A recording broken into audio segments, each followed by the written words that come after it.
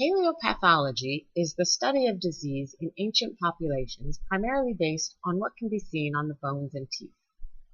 Many types of illness, even fatal diseases, have no effect on the skeleton, so our discussion of pathology in the population of Bolores is limited to the kinds of health conditions which do leave visible signs on the bones.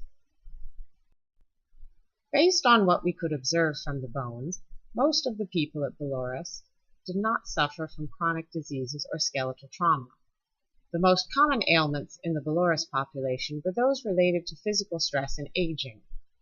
Here you can see the tibia or shin bone of a person with osteoporosis. The cortical or outer bone is very thin, and the interior structure of the bone has been weakened by bone loss.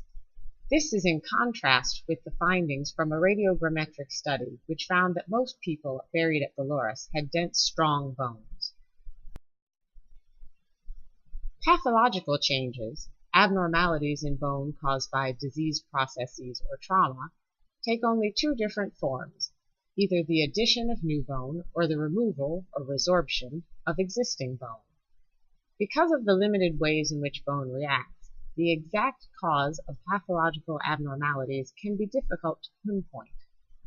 The location of abnormal bone can sometimes help to narrow down the list of possible causative mechanisms. For instance, when a joint surface is found to look porous and bony spurs are visible on the edges of the surface, this generally indicates arthritis. The cervical or neck vertebra in this picture exhibits arthritis on the surface that joins to the vertebra below it. Arthritis was the most commonly identified pathology among the people of Bolores, most frequently found in the spine, hands, and feet. An example of a condition that causes new bone to be added is periostitis, inflammation of the thin tissue that covers the outer surface of bones. This inflammation can be caused by trauma, infection, or a chronic condition. The fibula, or lower leg bone in this photo, has a rugged surface, demonstrating that new bone has formed over the bone shaft. This person, adult 8, had periostitis on all of his lower leg bones, but the cause is unknown. Only one other case of periostitis was seen at Bolores.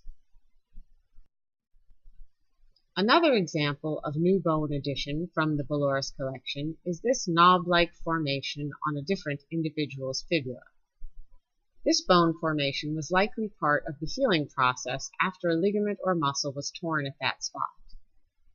Much smaller bone additions were found on 7 other bones in the Bolores collection. Here is an example of parodic hyperostosis, which gives the bones of the skull a porous appearance.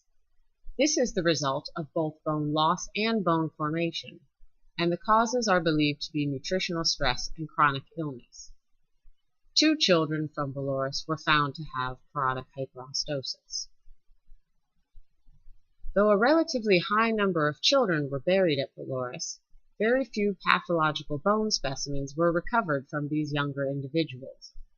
This may indicate that children, like the adults of the population, often died of acute diseases which did not have time to affect their skeleton.